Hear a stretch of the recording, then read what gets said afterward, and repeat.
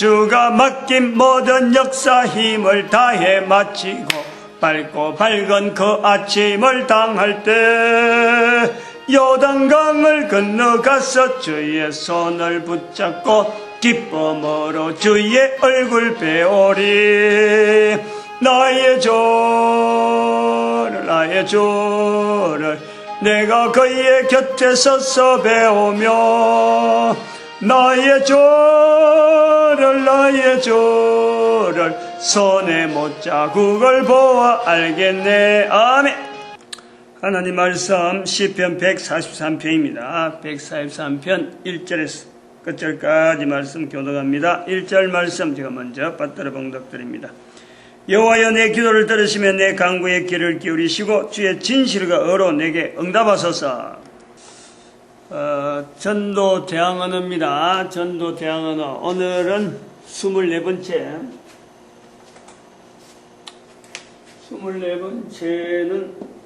뭐냐면은 집안의 장손이래. 집안의 장손. 그래서 제사가 많아가지고 제사가 많기 때문에 못 믿겠다. 제사가 많기 때문에 못 믿겠다.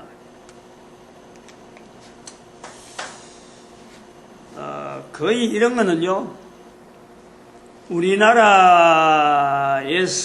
어떤 상투적인 말이죠. 지금은 근데 잘 안 쓰잖아요. 제사 자체가 어떤 의미 없는 그런 걸 이제 문화가 자꾸 바뀌어가고 새로운 어떤 이 생사상이나 이런 게 막 돌아오고 또 본인들로 살아가는 삶의 환경이 조선시대하고 지금은 같지 않거든. 조선시대, 고려시대 이런 시대하고 우리가 갑오경장 이후로 일본 강점기 시대를 지나가서 6.25 동남 만나고 이러면서요, 우리 국가의 사회 문화가 어마어마한 격변기를 가져왔거든. 격변을 가져오면서 산업사회가 돼 가는데, 산업사회가 되기 전에는 집안에서 고유하게 한 집에서 지내는 곳에서 태어난 곳에서 죽는 거예요. 거의 대부분이. 그럴 때에 바라보는 것은 조상들이, 부모들이, 선조들이 말하던 그 내용이 그대로 고스란히 이렇게 전수되는 거예요. 그런데 문화가 바뀌잖아. 태어난 데가 다르고 자란 데가 다르고 또 직장생활하는 다르고 막 이것이 이사라는 것을 통해서 환경이 막 달라지고 그것보다 달라지는 것도 아니고 기존에 살고 있던 사람들의 여러 가지 개념들이나 이런 것이요, 옛날에부터 고정적으로 내려오는 게 아니고 새로운 것이 늘 내한테 다가오는데, 수천 년 전부터 내려온다고 하는 그 제사라고 하는 이 수천 년까지로 갈 것도 아닌데, 이조시대 한 500년만 딱 가면 끝나는 것이 이제 제사인데, 이 제사 때문에 못 믿는다, 안 믿는다 이런 말 하는 거는 지금은 이런 말 거의 안 써요. 근데 이 책에서 이런 제목을 해서 어떻게 답을 낸지 모르지만 저는 그래 생각해요. 이런 질문도 다를 바 없다. 의어가 나면 바빴어. 나 바빠. 바쁘다 하는 거하고 똑같아. 그런 범죄이어버리면 되는 거지, 이거는. 이렇게 말하는 사람들, 또, 여러 가지 이유 대고 설명하면서, 이렇든 저렇든 어쩌고 해서, 나 못 믿겠다. 안 믿을란다. 못 믿을 입장이 못 된다. 막 말하는 것하고, 이 제사 문제하고요, 제사해가지고 안 믿는다, 못 믿는다 하는 거하고 똑같아요. 그런 범죄이어버리면 된다, 이거지. 왜냐면 전도자 입장에서 이야기하는 거예요. 이걸 가지고 제사가 우상숭배니 이런 이야기 자체가 들어갈 계제가 아니에요, 이거는. 우상숭배 이야기 자체도, 우상숭배 개념도 문화 속에서 오래된 문화에 지금 현재 우리가 살고 있는 앞으로 또 살아갈 방향 자체가 이게 분명히 변화가 있을 건데, 그거 예측을 하면서 하는 거예요. 우상숭배라고 하는 것도 지금까지 우상숭배라는 말이 어떤 범위 안에서 우리가 교회에서도 이야기하고 어떤 내용을 이야기하느냐, 앞으로 어떻게 될 거냐, 이걸 내다보는 거예요. 우상숭배란 말도 할 필요가 없는 거지. 할 필요가 없는 거야. 뭐냐? 이 인간이란 인간 존재가 근본적으로 인간이란 존재 자체에 대해서 이게요 일반화되지 못해서 그렇지. 괜히 그 종교락하는 이름을 가지고 편을 짜고 뭐 교회에서 말하는 것은 우상이 아니고 다른 데서 말하는 것은 무조건 우상이다. 이런 식으로 해서 우상하면요 안 맞는 거예요. 교회 안에도 우상이 있는 거예요. 교회 안에도. 이제 여기 좀 더 우리가 보다 현실적으로 실제로 내 상황하고 분명히 나도 오픈해가지고 나도 점검하면서 다른 사람을 이야기해놔야지. 나는 교회 다닌다고 교회에서 말하는 것은 전부 다 우상이 아니고 교회 밖에서 말하는 것은 전부 다 우상이다. 이런 식의 어떤 종교락하는 벽을 가지고 우리가 이거 표현해왔던 여러 가지 내용들을 정리를 해야 돼요. 그거 다 지워버려야 돼요. 다 지워버려야 돼요. 결국은 우리 인간이요. 앞으로는 그래 되는 거예요. 앞으로는 시대 가면 방향 자체가 이래 가는 거예요. 결국에는 우리 하나의 인간이라는 것은 인간이라는 이 존재 자체가 우주 만물 가운데 인간이라는 이 생물체라고 하는 이 생물체 안에 범위 안에 우리가 였는다 하면은 인간, 동물, 식물, 그 다음에 무생물 이런 어떤 범주에서 인간이라는 구조가 지금까지는 인간의 범위가 동물 안에 있는 거야. 동물 안에. 동물 중에서 인간이 나오는 거야. 그거 구조가 잘못됐기 때문에 뭐 제사 문제 나오고 우상숭배 나오고 종교 문제 나오면은 이거 뭐 우리하고 거리가 있는 이런 쪽을 하는데 절대 그게 아니라 모든 인간들은 인간이란 범주 안에서 다 같이 우리, 나 이렇게 돼야 돼. 종교라 하는 개념 자체를 종교를 가지고 서로 선을 긋고 이렇게 그 편을 가르려고 하는 쪽에서 종교 말할 계제가 안 되는 거예요. 앞으로는 그래 될 거예요. 세월이 지나면 갈수록. 왜냐면 인터넷 시대를 통해서 이런 정보들이 막 이래 서로 공유하거든요. 그러니까 모르던 지역에 이런데 언어가 안 통하던 지역에도 어떤 일정한 언어가 들어가면서 계속적으로 언어 자체를 이렇게 버무리면서 이게 전 인류가 하나의 언어 구조 속에서 지금 나아간다니까. 그래 갈 수밖에 없어요. 그럼 지금 이 시점에서 우리가 이걸 빨리 이러한 것을 내다보면서 하나님을 믿는다. 뭐 이런 그 표현을 할 때 전도하는 사람들이 이런 말을 할 때 돌아올 시대를 분명히 내다보고 말해줘야 되는 거야. 지금까지는 서로 간에 문화가 결렬돼서 이 벽이 있어갖고 통행이 안 돼가지고 몰랐던 내용인데 알고 보면은 서로 전부 다 인간이란 인간 자체는 하나의 분명한 이 다른 동물들이나 식물들이나 여러 가지 개체들하고 분명히 구별되는 하나의 존재란 말이에요. 구별되는 존재로서 인간이 다른 거하고 구별된다 그럴 적에는 모든 만물이 다 지음을 받았는데 지으신 자가 지으신 분이 그분을 우리가 하나님이라고 하는데 그 하나님께서 만물을 지으신 하나님께서 인격자라는 거예요. 인격자. 사람을 인격체로 만드신 그 하나님 자체가 사람하고 동물하고 식물하고 이렇게 분명한 차별되어지는 이 사람이라고 하는 이 구조 자체가 형태가 인격적인 인격체로서의 인간인데 왜 인격체라고 부르느냐? 만드신 분이 인격체인 거예요. 만드신 분이. 그 만드신 분하고 인격적인 관계를 맺어가는 존재가 바로 인간이라는 거예요. 그래서 이런 인간으로서 이 땅에서 나타내는 어떤 행동들은 전체적으로 지으신 자 앞에서 하는 행동, 이것이 하나의 기준이라는 거예요. 기준. 지금까지 그렇게 하지 못했고 또 그렇게 하라고 하는 길을 우리가 뭘 근거로 해서 하느냐? 마침 성경이라고 하는 이 어떤 문서적인 자료가 있어가지고 그거를 계속해서 접근하면서 또 그것이 오픈되어가지고 많은 사람들에게 펼쳐지면서 해석되어가는 과정에서 인류 사회가 계속해서 진행되어 오다가 지금 2012년을 만났고 지금 2014년을 보내고 있는 거예요. 그래 2014년까지는 이렇게 단절, 우상, 하고 제사도 그렇고, 종교도 그렇고, 서로 간에 경쟁하는 인간사회라고 하는 이 모든 것 자체가 벽이 지고 갈라지고 있던 이런데, 그것 자체가 2012년까지 이제 더 이상 안 나간다. 끝이다.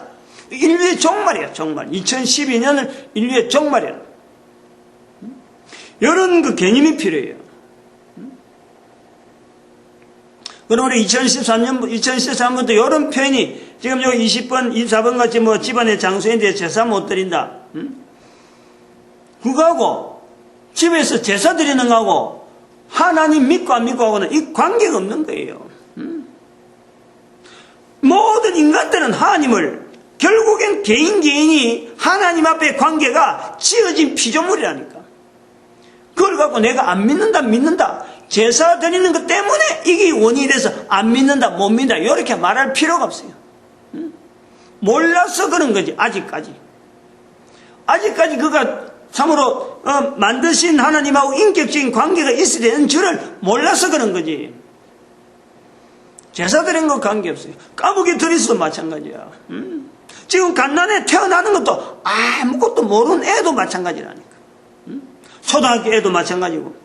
적어도 코로 숨을 쉬고 사는 모든 인간들은 그 개인적으로 자기를 만드신 하나님 앞에 코로 숨을 쉬고 살아있는 동안에 자기가 해야 될 가장 기본적인 일은 바로 만드신 하나님과의 관계에서 1대1로서 아주 인격체적으로 분명히 교제를 하면서 살아가야 될 조건으로 우리가 만들어졌다. 이게 원래적인 인간의 조건이라, 인간의 근본적인 조건을 가지고 그것이 똑같은 모든 인간들이 공통적으로 그 환경에 있다. 이건 동물도 아니고 식물도 이런 환경이 아니고 오직 인간에게만 주어지는 환경이다. 여기서 모든 인간들이 공유를 해야 돼, 이 부분은.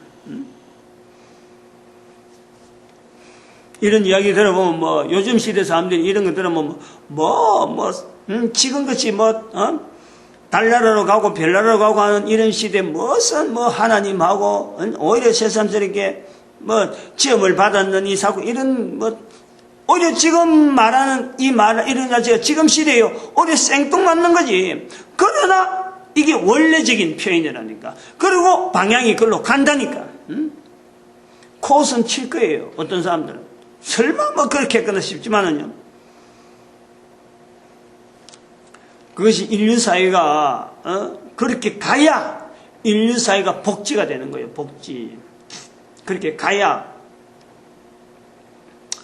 그걸 이제 우리가 성경을 통해서 성경의 여러 가지 흔적들이나 성경을 통해서 그 이스라엘 백성들의 걸어간 어떤 모델을 보고 또 이스라엘 백성들이 사라져가지고 2000년 동안 있다가 그 지내오는 교회라고 하는 이 구조로 가서 막 거기서 사람끼리 싸우고 전쟁이 나고 그 인류사 속에서 교회가 걸어온 발걸음, 흐름 자체가, 이 교황이 교회를 이름을 갖고 있지만 이것도 완전히 우상 덩어리, 그 교황이 우상이 되어지고 바벨론의 모습으로서 교황이 나타나고, 그래 다시 좀, 바로 살아보겠다고 발버둥 치면서 나오는 1517년에 나오는 이 개신교, 나왔지만은 여전히 받아왔던 내용이요. 우상 섬기는, 소위 말하면 제사 드리는 내용처럼, 우상 앞에 제사 드리는 것처럼 똑같은 것을 짊어지고 나와서 개신교예요.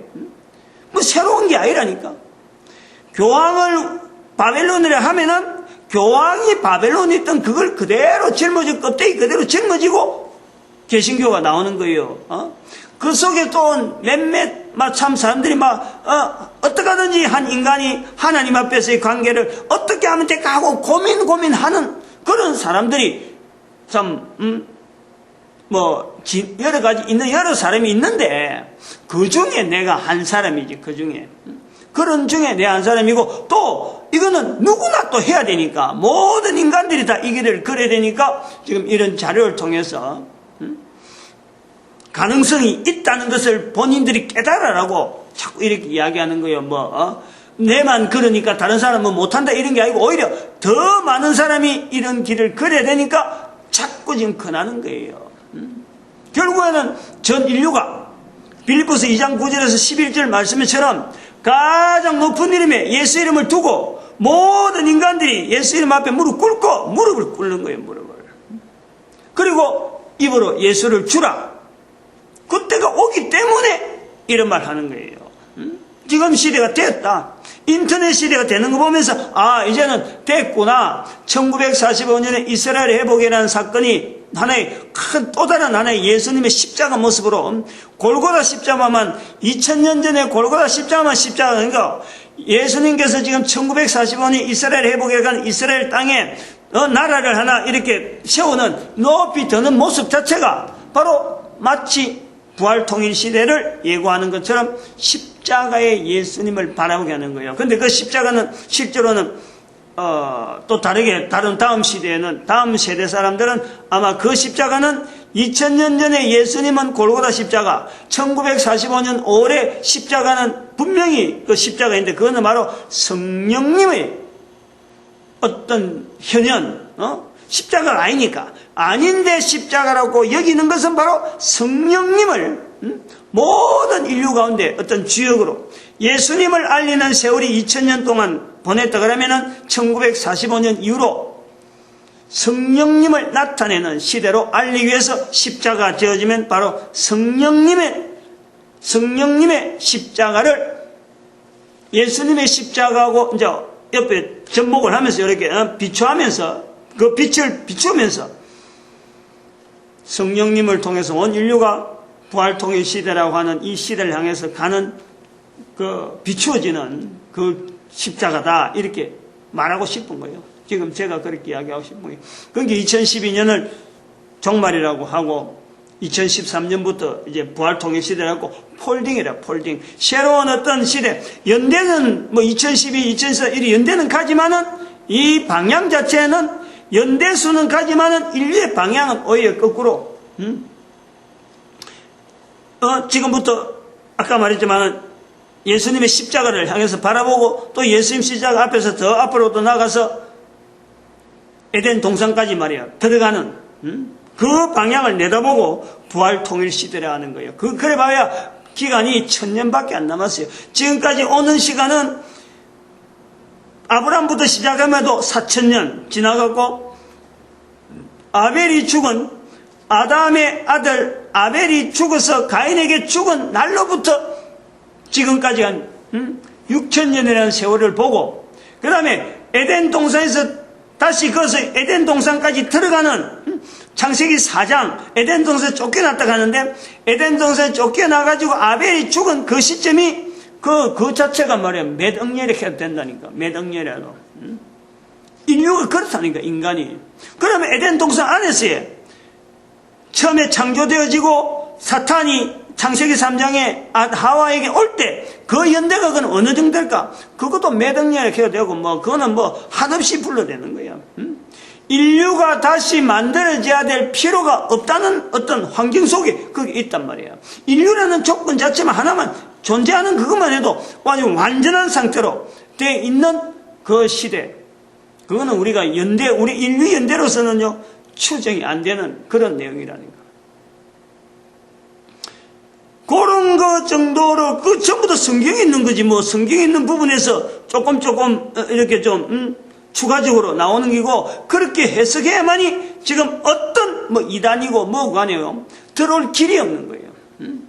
거기서 굉장히 많이 이단이 막 엉뚱한 걸 막 집어였거든.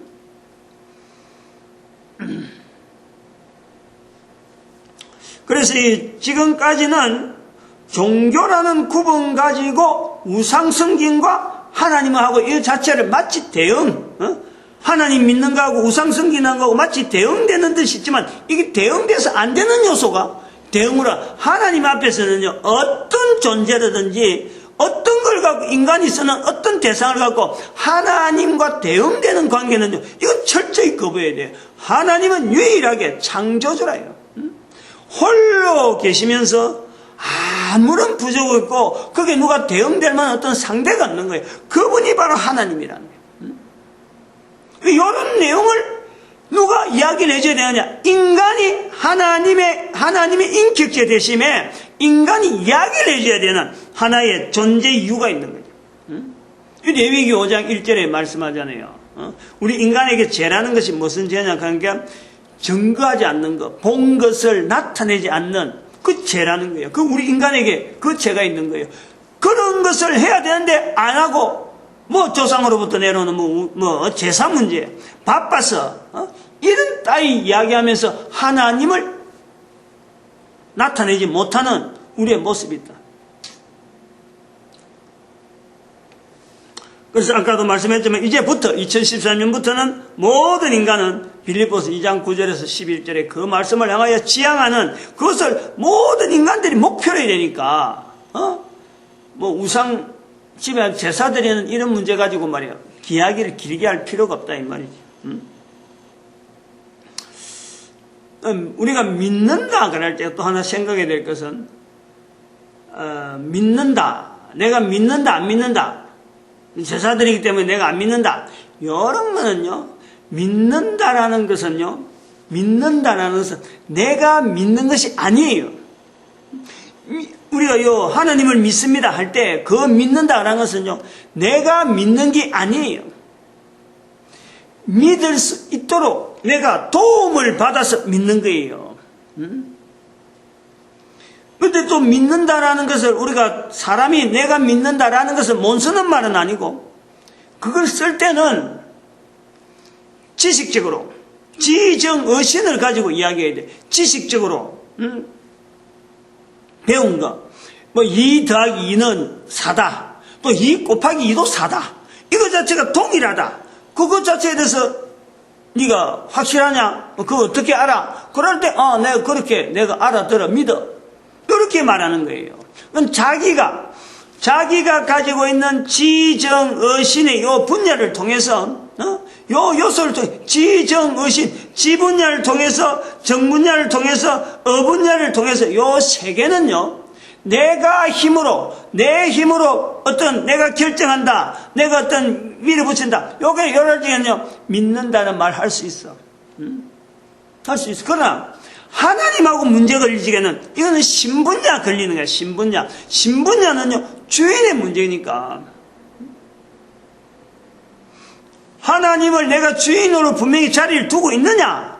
요거에 대한 문제인데 이게 우리 인간은 죄로 말미암아 하나님을 인식할 수 있는 이 능력 자체가 상실돼 버렸어요. 우리가 죽어 있다니까. 하나님과 인격적인 교제가 되어야 될 이 존재로서의 우리 그 구성이 신분야가 있었는데 여기 죽어버린 게 이게 사라져 버렸어요. 그래서 그 능력이 없어져 버렸다니까. 그러므로 인간은 피조물로서의 창조주 하나님을 믿는다 할 때는 이건 내가 믿는 게 아니고 믿을 수 있도록 힘을 받쳐주는 거예요. 그걸 성령님이 하신다니까. 그렇게 성령님이 나를 믿게 했다는 것을 예수님께서 예수님 이름을 다른 사람 앞에 시인해라. 시인하는 극에서 바로 성령님으로 말미암아 우리가 시인해지는 거예요. 이렇게 전도하는 이런 내용들이 사람 앞에서 다른 사람 앞에서 이야기 자꾸 나오는 것도 성령님께서 힘을 주니까 내가 말하는 거지 성령님 힘을 안 주면 아무도 예수를 주라 할 수 없으니까. 고린도전서 12장 3절에 사도 바울이 그 전도를 마했다 가던 그 사도 바울이 하는 입에서 나오는 말이 그래요. 성령님이 아니하고는 아무도 예수를 주라 할 수 없다. 그 구조가 있기 때문에 예수님께서 사람 앞에서 나를 시인해라 라고 하는 거죠. 그래서 이 구조가 믿는다라는 말을 할 때 믿는다 안 믿는다 할 때 여러분 내가 믿는다 내가 안 믿는다 이럴 때 요 믿는다 말을 요 구별해라. 구별. 우리가 그 전도자들은 그런 것도 구별해낼 수 있어야 돼요.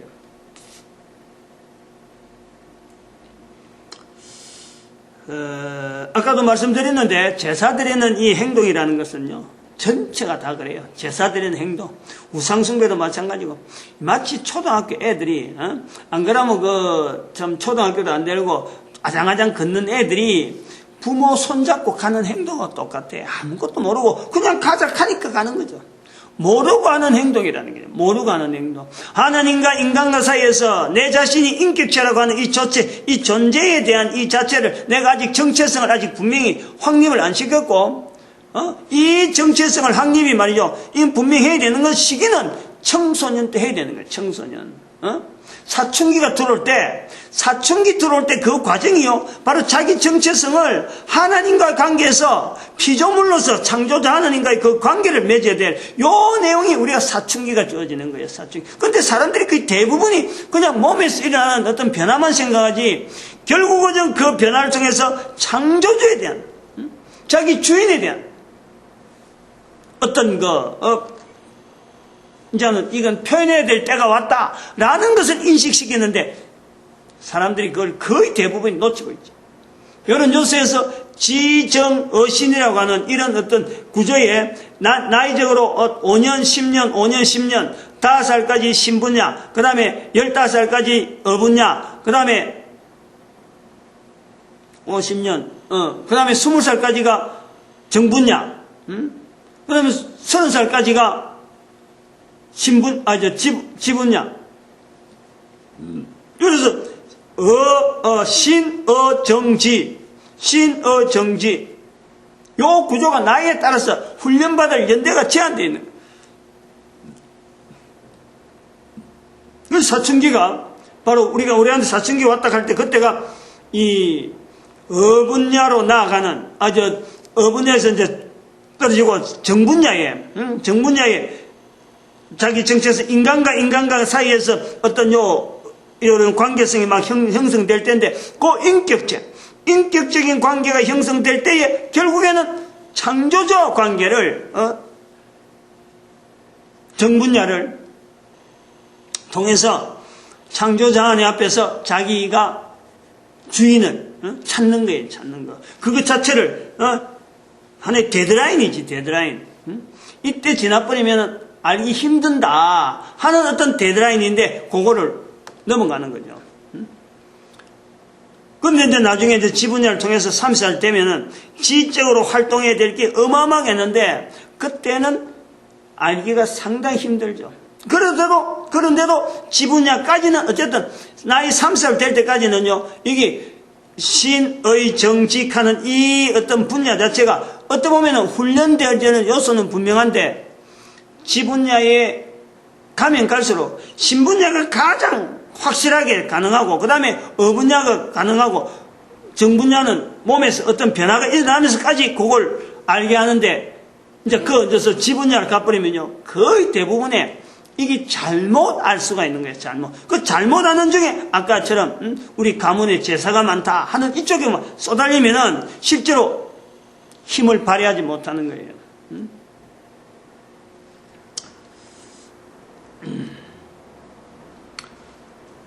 제사 드리는 행동, 모든 것이 모두고 하는 행동일 수 있기 때문에 이제부터는 제사의 대상은 유일하게, 우리가 인간이 무릎 꿇어야 될 대상은 유일하게 하나밖에 없어요. 한 분밖에 없어요. 그게 누구냐? 예수 그리스도 이름 앞에 우리가 무릎 꿇어야 하는 거예요. 그게 인간이에요. 그 나를 만드신 하나님 앞에서의 우리가 할 수 있는 행동이 유일하게 한 분밖에 없다니까. 그래서 이게 이제 한 번 듣고 두 번 듣고 한 번 듣고 두 번 듣고 하다 보면 가능해서 처음 나와요. 그러니까 전하는 자가 중요한 요소가 바로 요거 때문에 한 번 들어가고 바로 그 자리에 무릎 꿇라, 나 무릎 못 꿇는다, 이렇게 결정되는 게 아니고, 무릎 못 꿇는다 가더라도 한 번 들어가지고 또 안 되고 또 두 번 듣게 하고, 두 번 들어 안 되면 세 번 듣게 하고, 자꾸 듣게 만들어서 예수 그리스도 앞에 결국은 무릎 꿇게 만드는 거예요. 그래서 전도자가 필요한 거예요, 전도자가.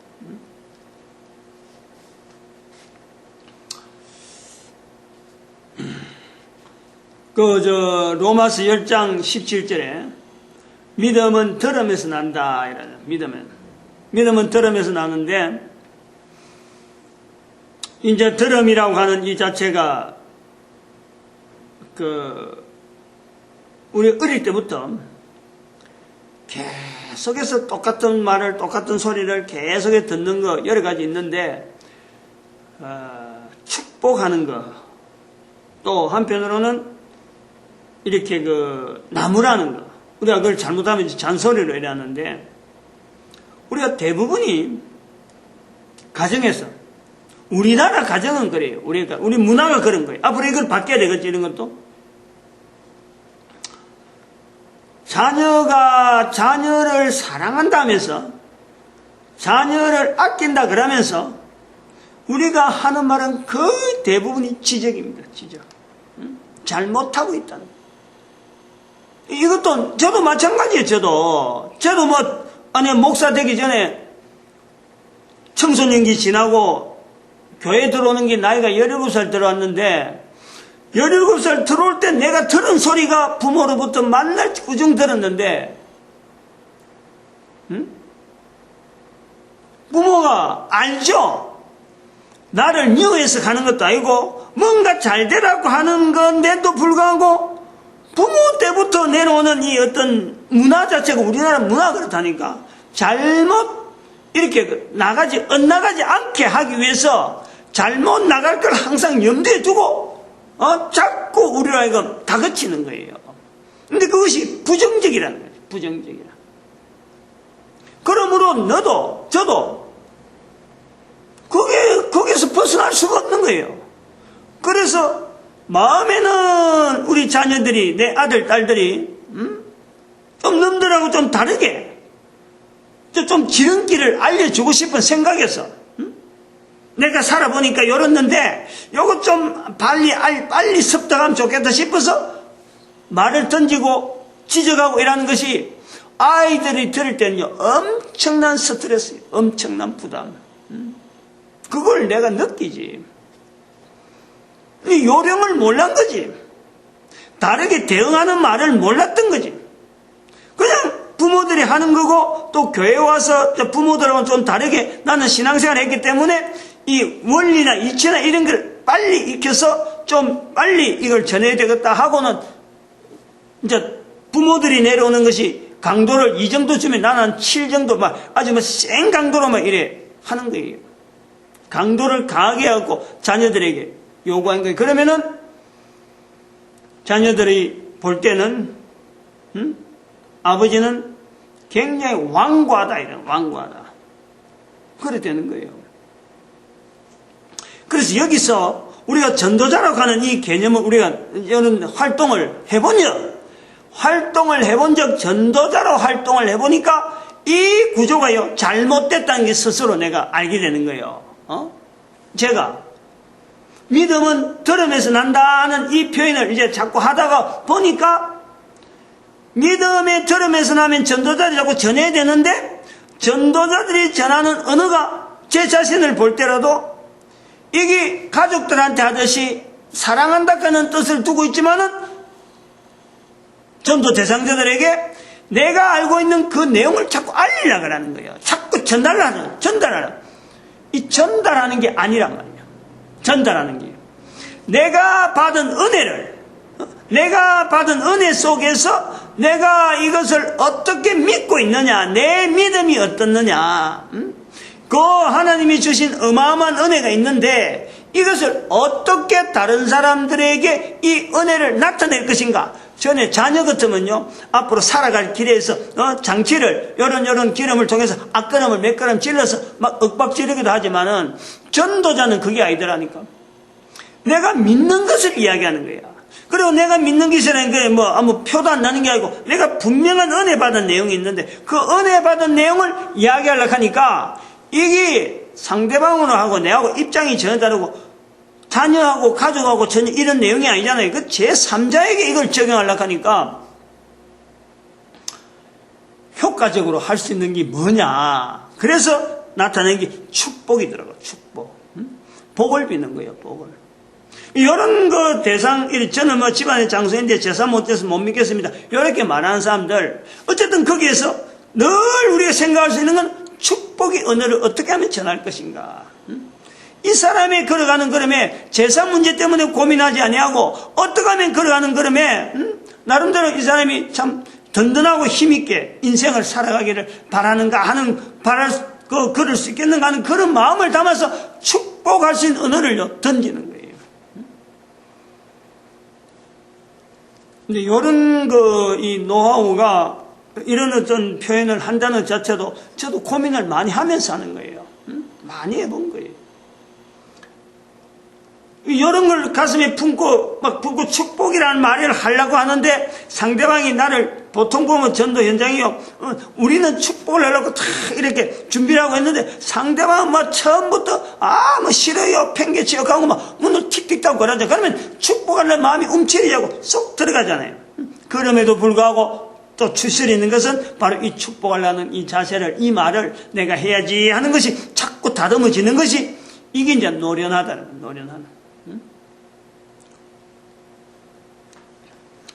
하나님을 믿는다, 하나님을 인정한다, 우리 하나님은 인격자 하나님이다. 이런 표현은요, 내 한 사람이 살아가면서 하나님과 관계를 계속해서 이렇게 막 이런 뭐 어떤 연관성을 자꾸 지보면서, 그리고 내 삶에 살아가는 이 환경에서요, 하나님이 어떻게 내한테 삶에 간섭했는지 남들보다 내가요, 구체적으로 알거든. 어느 누구보다 구체적으로 알거든. 그러면 내한테 있는 이 어마어마한 이런 어떤 사건이 있다면은 이 땅에 살아가고 있는 모든 인간들에게 하나님은 어마어마하게 역사하는 거예요. 어마어마하게 한 사람에게.